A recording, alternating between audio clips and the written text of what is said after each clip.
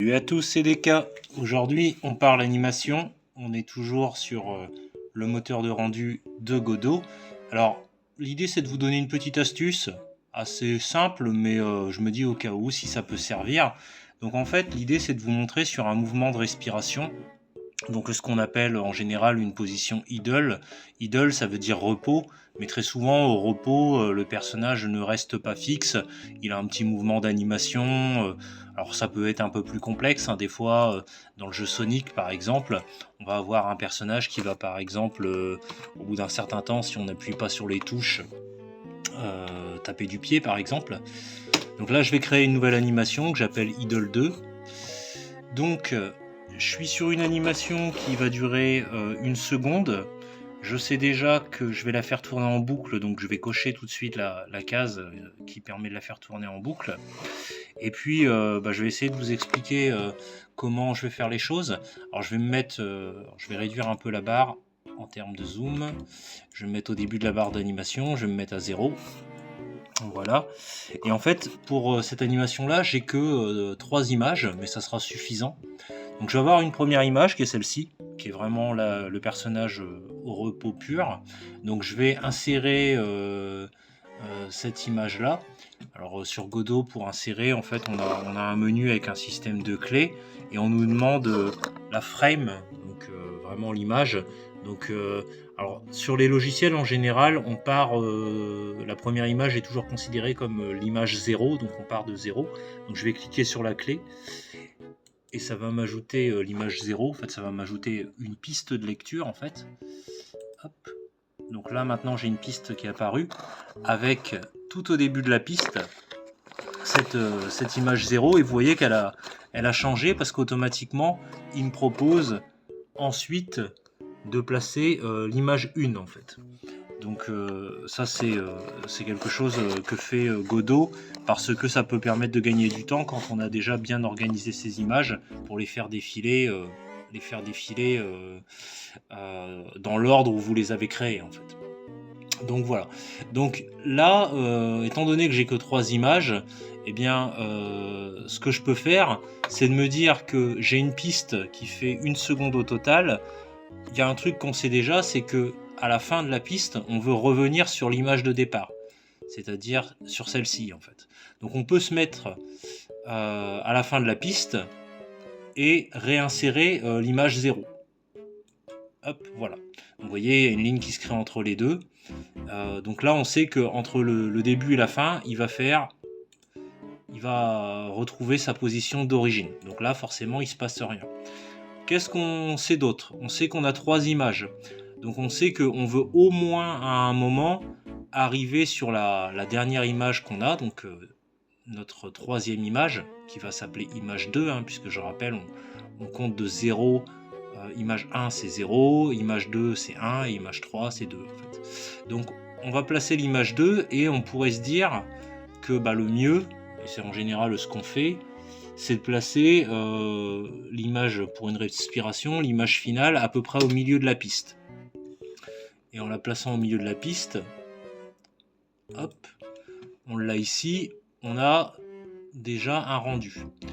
Alors ça manque un peu de fluidité, mais comme je l'ai dit, on a 3 images. Donc on a notre 2e image qu'on a placée nulle part pour l'instant. Donc on va essayer de la placer justement entre notre 1re et notre 3e image, ici, à peu près. Donc là, vu qu'on a mis notre 3e image à 0,5, on va mettre la 2e à 0,25. On va diviser par 2. Alors là, je tape dans la barre directement l'endroit où je veux que mon image se place. Je fais entrer, mon curseur se place. Et là, je vais aller chercher tout à gauche la clé pour récupérer ma 2e image, donc qui va s'appeler 1, hein, puisque la première s'appelle 0, donc la 2e s'appelle 1. Je clique sur la clé pour l'insérer en fait. Et vous voyez qu'elle est apparue ici. Et du coup, je vais faire la même chose de l'autre côté en fait, pour placer mon image ici. Donc 0,5 plus 0,25, ça fait 0,75. Donc je vais taper 0,75 dans ma barre. Hop, ça va me placer le curseur au bon endroit. et je vais réinsérer de nouveau ma deuxième image avec le système des clés. Donc je me répète un peu, mais deuxième image, mais qui apparaît sous le chiffre 1, puisqu'en fait la première est comptée à partir de 0. Donc la deuxième, elle a le chiffre 1. Voilà. Et là, on a une animation idle, donc une animation de respiration finalement, qui est assez fluide dans l'ensemble.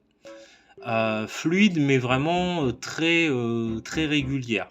Donc l'autre petite astuce que je peux vous donner pour que ce soit peut-être un peu moins mécanique, on va dire ça comme ça, c'est de jouer avec la barre de temps. C'est-à-dire qu'on peut imaginer par exemple que le personnage dans un premier temps, parce que vous avez dû voir qu'il ouvrait progressivement la bouche quand je lance l'animation, on peut imaginer qu'il ouvre assez rapidement la bouche et qu'il reste la bouche ouverte comme s'il prenait une grande inspiration et qu'il va expulser l'air assez longtemps en fait, progressivement. Donc pour faire quelque chose comme ça, en fait c'est assez simple. Il suffit par exemple de rapprocher nos images qu'on a là au début de notre ligne de temps. Donc par exemple la deuxième, au lieu de la mettre à 0,25, on peut cliquer dessus et puis on peut, vous voyez tout en haut là on a des paramètres. Là tout en haut, on peut par exemple aller changer le temps. On est à 0,25. On peut par exemple la mettre, on va essayer de la mettre à 0,10 par exemple. Donc 0,1. Parce que qu'on mette 0,1 ou 0,10 c'est pareil. Le 0 n'est pas pris en compte. Donc vous voyez qu'elle s'est rapprochée. Et on peut éventuellement aussi essayer avec celle du milieu, au lieu de la laisser à 0,5, on va la rapprocher vers par exemple 0,25 pour le coup. On va lui faire prendre la position qu'avait la deuxième tout à l'heure. Donc on va mettre 0,25, on va faire entrer. Et vous voyez qu'elle s'est rapprochée aussi. Et là on devrait avoir un mouvement qui est un peu plus, voilà, qui est toujours fluide, mais un peu moins mécanique à mon sens en fait. Juste en déplaçant des choses sur la ligne de temps. Alors après, vous pouvez tester des choses en faisant les choses dans le sens inverse, c'est-à-dire en faisant une longue inspiration et à l'inverse une expiration très rapide. Donc c'est-à-dire qu'en fait, on aurait rapproché plutôt les images sur ce côté-là de la frise. Donc voilà, c'était une petite astuce rapide pour vous montrer un petit peu des trucs qu'on peut faire en animation avec très peu d'images. Là, il n'y a que 3 images. Et puis faire des variations juste en modifiant des choses sur la ligne de temps. Voilà. Et bien, j'espère que ceci vous aura plu et je vous dis à bientôt. Salut!